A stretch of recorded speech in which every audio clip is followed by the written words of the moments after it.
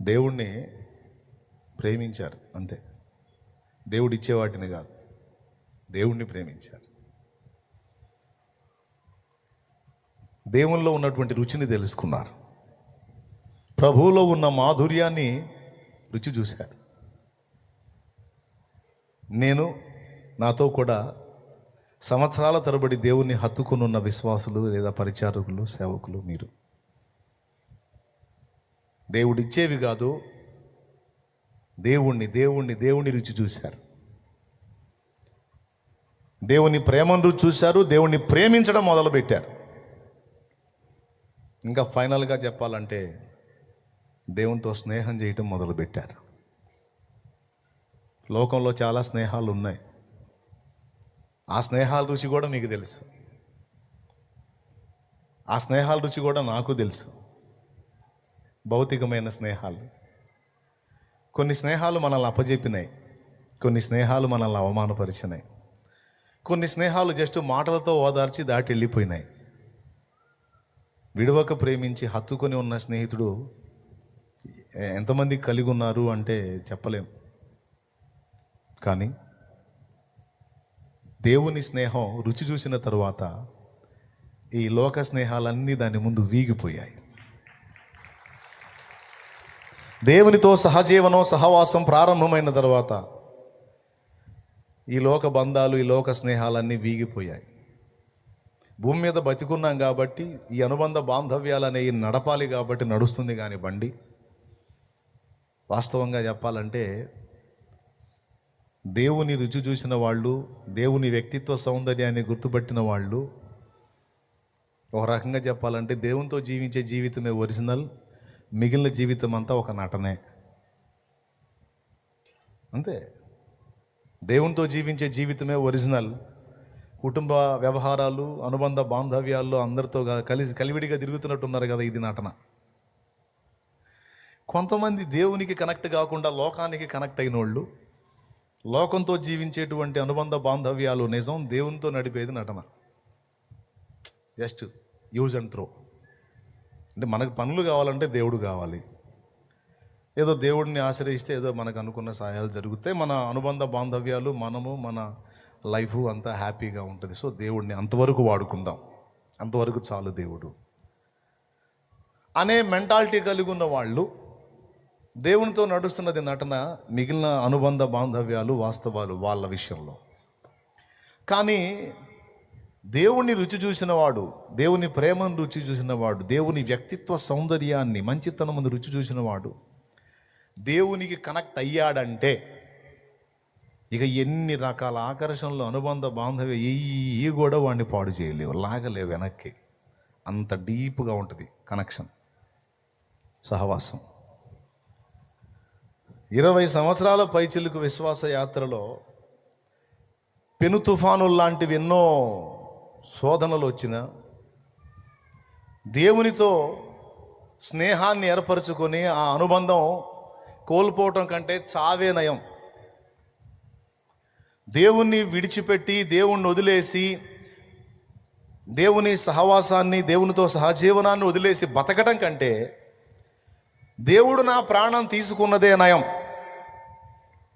దేవా, నువ్వు ఇవ్వకపో, చెయ్యకపో, కానీ నాకు ఏది ఇచ్చినా ఇవ్వకపోయినా నాకు నువ్వు చాలు, దయచేసి నువ్వు నాకు దూరం కావద్దు అన్న మెట్టుంది చూశారు, అది గొప్పది. అర్థమైందా? ఆ స్థాయిలో వెళ్ళి దేవుణ్ణి టచ్ చేయాలి. ఎంతమందికి అర్థమైందో ఏమో నాకు తెలీదు. అర్థమైతే మాత్రం ధన్యులే. అర్థమైందా? నువ్వు ఇవ్వకపో, మేలు చెయ్యకపో, కానీ నాకు ఒక్కటి మాత్రం చెయ్యి, ఏంటంటే దయచేసి నువ్వు నాకు దూరం కావద్దు. మేలు చెయ్యకపో, శ్రమలకు అప్పగిస్తావో, శ్రమల్లో ముంచి తేలుస్తావో, నీకు మనసుకు వచ్చినట్టు చెయ్యి, కానీ ఒక్కటి మాత్రం నాకు ఎడం చేయొద్దు, నీ సన్నిధి నాకు దూరం చేయొద్దు. అది నాకు మరణము కంటే బాధ కలిగించిందయ్యా. అది ఒక భక్తుని హృదయ ఘోష. దేవుణ్ణి ప్రేమించిన వానికి, దేవుని సహవాసం విలువ తెలిసిన వానికి గుండె కొట్టుకునే మాట ఇదే. ఈ టైపులో ఒక వ్యక్తి దేవునితో అనుబంధాన్ని ఏర్పరచుకుంటే, ఈ విధంగా ఒక వ్యక్తి దేవునికి కనెక్ట్ అయిపోతే 20 సంవత్సరాలు 30 ఏళ్ళే కాదు, టోటల్ లైఫ్ మొత్తం కూడా వాడిని చెడగొట్టలేరు ఎవరు. ఇది సూత్రం.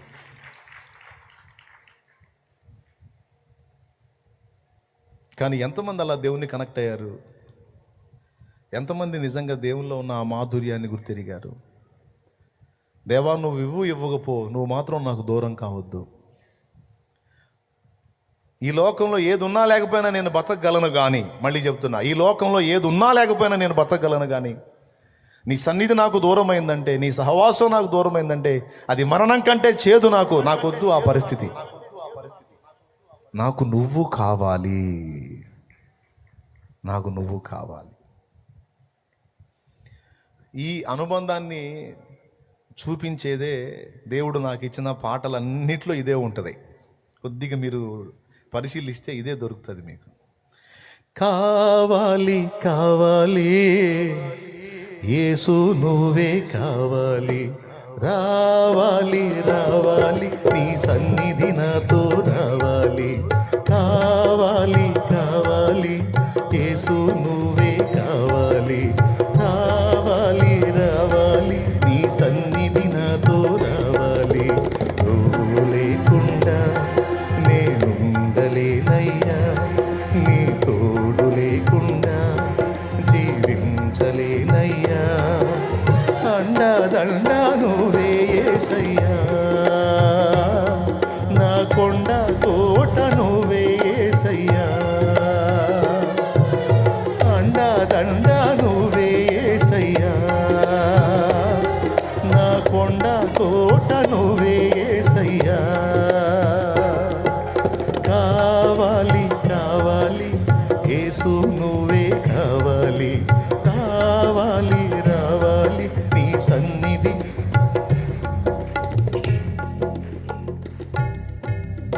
చరణం గుర్తుందా మీకు?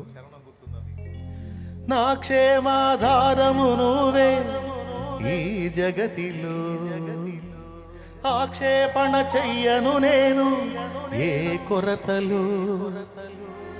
నాకేదన్నా కొరత వచ్చిందా, ఏదన్నా కరువు వచ్చిందా, నిన్ను ఆక్షేపించను. ఎందుకు ఇలా చేసావని నేను అనను. నా క్షేమాధారం నువ్వే. ఒకవేళ క్షేమం ఇవ్వకుండా కరువు ఇచ్చావా, అయినా నిన్ను ఆరోపించను, ఆక్షేపించను. ఎందుకు ఇలా చేసావనని. కలతలలో నేనున్నా కలవరపడనయ్యా, నీ తలపులలో నేనున్నా అంతే చాలయ్యా. పుట్టెడగ చాట్లలో నేనున్నా ఇబ్బంది లేదు. నా హృదయంలో ఉన్న ఆనందం ఏంటో తెలుసా? ఇన్ని బాధల్లో ఉన్న నేను సమస్త విశ్వానికి ఆధారం చక్రవర్తి అయిన నీ హృదయాలోచనలో, నీ తలంపుల్లో నేనున్నాను చూడు, ఆ ధన్యత చాలు నాకు.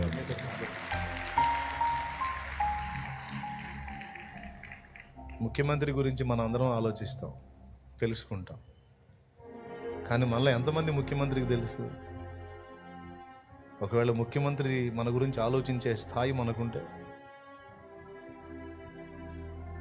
ఒకవేళ ఈ లోకంలో వ్యక్తులకి, ప్రధానమంత్రికి ఆయన తలంపుల్లో ఎంతమంది ఉంటారు?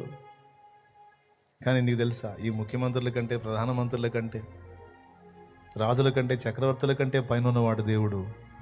అందరినీ శాసించగల సమర్థుడు, సార్వభౌముడు దేవుడు. ఆయన హృదయంలో ఉంది నీకు స్థానం. ఆయన తలంపుల్లో నువ్వు ఉన్నావు, ఆయన ఆలోచనల్లో నువ్వు ఉన్నావు. నీ జీవితంలో ప్రతిరోజు, ప్రతి గంట, ప్రతి నిమిషం, ప్రతి సెకండ్ ఆయన గమనిస్తానే ఉన్నాడు. అంతకుమించి ఇంకేందండి ఇది కావాలి? విశ్వానికే నిర్మాణకుడైన వాడు, విశ్వానికే చక్రవర్తి అయిన వాడు నీ గురించి ఆలోచిస్తుంటే, శాలేమన్న నిన్ను గురించి ఆలోచిస్తే ఎంత, ఆలోచించకపోతే ఎంత? మరొక మనిషి నిన్ను గురించి ఆలోచిస్తే ఎంత, ఆలోచించకపోతే ఎంత? కొంతమంది మనుషుల ప్రేమ కొరకు పరితపిస్తూ ఉంటారు, ఆక్రోశిస్తూ ఉంటారు. అందరూ నన్ను వాడుకునే వాళ్ళే కానీ నా గురించి ఆలోచించే వాళ్ళు అసలు ఎవ్వరూ లేరు. నేనేమైపోతున్నానో అని నా గురించి పట్టించుకునే వాళ్ళు ఎవరూ లేరని చాలామంది ఏడుపు ఇదే. తల్లిదండ్రి పట్టించుకోవట్లేదని పిల్లలు ఏడుపు, పిల్లలు అర్థం చేసుకోవట్లేదని తల్లిదండ్రులు ఏడుపు, భర్త అర్థం చేసుకోవట్లేదని భార్య ఏడుపు, భార్య అర్థం చేసుకొని మాట్లాడట్లేదని భర్త ఏడుపు. టోటల్గా ఏడవకుండా ఎవరు లేరు. ఎవరు ఏడుపు పడుకుంది, ఎవరు ఏడుపు పడుకుంది.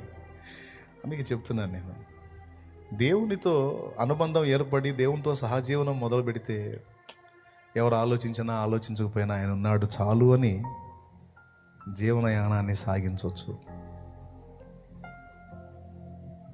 కలతలలో నేనున్నా కలవరపడనయ్యా, నీ తలపులలో నేనున్నా. బాగా కొంతమంది మనుషుల మధ్యలో మనం ఉండి ఉండి ఉండి ఒకసారిగా అందరు ఎడమైపోతే ఒక రకంగా చెప్పాలంటే మెంటలు వచ్చినట్టు అయింది. కొంతమందికి అనుభవం ఉంది పాపం. చాలా మందిలో ఉండి ఉండి ఉండి ఒక్కసారిగా అందరినీ ఎడబాసి సింగిల్గా బతకాలంటే మెంటలు వచ్చినట్టు ఉంటుంది. అదే దేవునితో అనుబంధం ఏర్పడిన వానికి కొద్ది కాలం అట్లా ఎడబాటును బట్టి ఫీలింగ్ బాధ అనిపించినా అతను దేవునితో ఆమె దేవునితో సహవాసం చేస్తూ అలవాటు చేసుకున్నారు కనుక క్రమంగా కంట్రోల్ అయిపోతారు. ఎవ్వరు లేకపోయినా నువ్వు ఒక్కడివి చాలు ప్రభు అని బ్రతికేస్తారు. దేవునితో స్నేహం, దేవునితో అనుబంధం లేనటువంటి వ్యక్తులు ఆత్మహత్యలు చేసుకుంటారు. అర్థమైందా? సడన్గా అందరూ వదిలేసి ఎవరూ ప్రేమించట్లేదు అనే విషయం అర్థమైందంటే నిజమైన ప్రేమ దొరకని ఈ లోకంలో నేను ఉండనని ప్రాణాలు తీసుకుంటారు కొంతమంది. కానీ నీకు అవసరం లేదు. తన ప్రాణం కంటే ఎక్కువ నిన్ను ప్రేమించి నీ కోసం చచ్చిపోయిన వాడు ఒకడు ఉంటే నువ్వు చావాల్సిన అవసరం ఏముంది అనే ఉపదేశం నిన్ను పట్టుకుంటుంది, చాపనివ్వదు. చచ్చిపోయేంతగా నన్ను ప్రేమించి నా కోసం చచ్చిపోయిన వాడు ఒకడు ఉంటే ఆయన కోసం బతికేయొచ్చు, నేను ఎందుకు చావాలి అనుకుంటావు నువ్వు. ప్రైజ్ ది లార్డ్, హల్లెలూయా. పిచ్చిగా నన్ను ప్రేమించి నా కోసం చచ్చిపోయినవాడు ఒకడు ఉన్నాడు. పొద్దస్తమానం నా గురించి ఆయనకు ఆలోచన. కనీసం కన్నతల్లైనా ఒక్కోసారి నన్ను గురించి మర్చిపోయిద్దేమో. ఏమండి, అమ్మ అన్న కొన్నిసార్లు మర్చిపోయిద్దేమో. ఆయన ఎప్పుడు మర్చిపోయాడు? ఎనీ టైం ఆయన తలంపులో నేను ఉన్నాను కదా. ఒప్పుకుంటారా మీరు? ఎప్పుడన్నా అప్పుడప్పుడు ఆలోచిస్తాడా యేసయ్య నీ గురించి? ఎప్పుడు నువ్వు ఆయన కళ్ళ ఎదుటే ఉన్నావా? స్త్రీ తన చంటి పిల్లను మరచున, సియోను కుమారి ప్రభు తన్ను మరచి ఉన్నాడని అనుకొనుచున్నది. స్త్రీ తన చంటి పిల్లను మరచున, తన గర్భమున పుట్టిన పిల్లను మరచున, వారైనా మరచుదురు గాని నేను నిన్ను మరువను.